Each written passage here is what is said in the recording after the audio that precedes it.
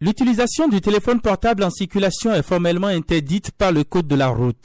En effet, la vie de tout individu est sacrée tant pour lui que pour son pays. C'est fort de cela que l'État, à travers l'arrêté interministériel numéro 017-MTPT-MISD-SG-CTTT-DGTT-CER portant réglementation de l'usage des téléphones mobiles dans la circulation, a interdit l'usage du téléphone portable en circulation à son article 2 et en son article 3 fixe les pénalités à 20 000 francs CFA. Mais cette mesure protectrice des personnes et des biens ne semble pas être comprise ou négligée par les conducteurs qui incessamment enfreignent à cette règle de non-usage du téléphone portable au volant ou au guidon.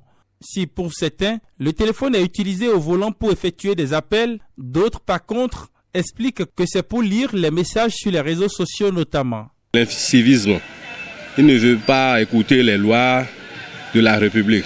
Sinon, c'est interdit de prendre le téléphone au volant. Bon, il arrive souvent les appels d'urgence. Bon, en fait, le fait est multiple et de plusieurs ordres. Il y a d'ordre social, économique et puis familial, je vais dire. Et souvent, c'est des urgences. Ou bien, bon, on voit peut-être si l'intérêt en jeu pour celui qui a appelé, bon, si c'est là, on va, autre là. Il y a aussi la gestion du temps. Souvent, quand les gens mal leur temps pour pouvoir aller à un rendez-vous, ils sont agités au volant, juste pour faire comprendre dans leur truc là que bon, qu'il est en route juste pour le duper. Un comportement qui n'échappe pas à l'attention de Eric Deyonvi, chef division contrôle routier, éducation et statistique au Centre national de sécurité routière Cotonou, qui revient sur la prohibition de ce phénomène par le code de la route et analyse. L'analyse de la communication au volant nous permet d'identifier deux grands domaines, c'est-à-dire l'appel entrant et l'appel sortant. Le conducteur qui est au volant et qui veut appeler quelqu'un au téléphone, il est obligé de passer par trois grandes étapes.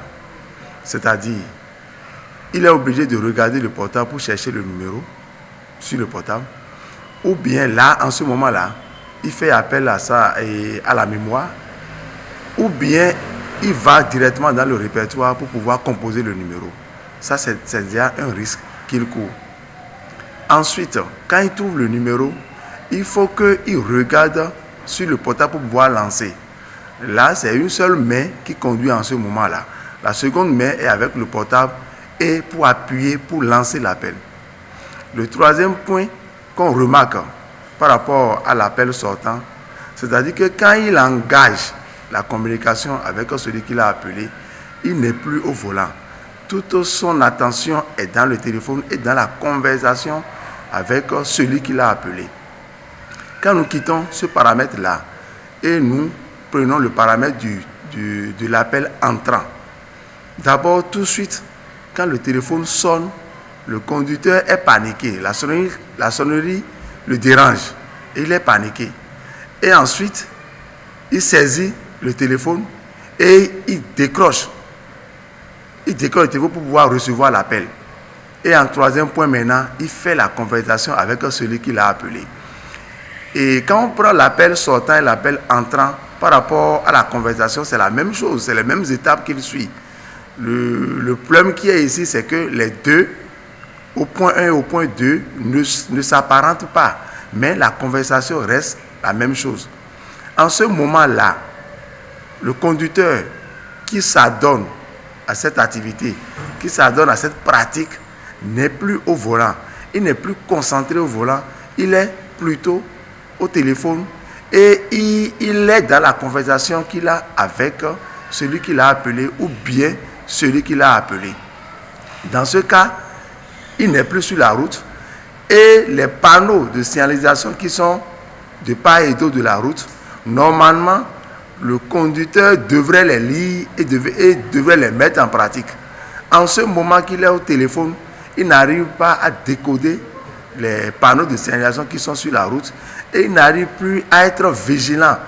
Il n'arrive même plus à voir celui qui est devant. Et il regarde la route comme dans un tunnel et il évolue comme si de rien n'était. Là, en ce moment, il perd sa vigilance et pour de rien, il commet un accident. Mais malgré les efforts des autorités à divers niveaux, le phénomène prend de plus en plus d'ampleur et conduit parfois au décès des innocents. Les conducteurs de taxi vert jaune rencontrés à la gare routière de Tokpa rappellent ici les inconvénients et font des recommandations. La semaine dernière, j'ai été témoin d'un accident et ça va d'un téléphone au volant. L'État doit servir. L'État doit servir. Sinon, normalement, quand tu reçois des appels, il faut bien serrer, bien garer ta véhicule, ta moto et répondre normalement à celui qui t'a appelé. C'est très mauvais de décrocher au volant parce que en voulant décrocher, ça peut causer plusieurs accidents. Ce qui amène souvent des chauffeurs à aller en prison. D'énormes inconvénients, puisque à moins d'erreur, quand tu es au volant et que tu es un peu distrait, en une pointe de seconde, là, c'est fini. C'est du téléphone au volant. Beaucoup de nos concitoyens perdent leur vie dans la rue, ce qui n'est pas bon. Et le mauvais comportement doit être sanctionné dans notre pays. Il importe aux passagers de rappeler à l'ordre leur conducteur sur ces comportements qui mettent en péril leur vie. Et les conducteurs doivent savoir que la vie des uns et des autres dépend de leur respect du code de la route.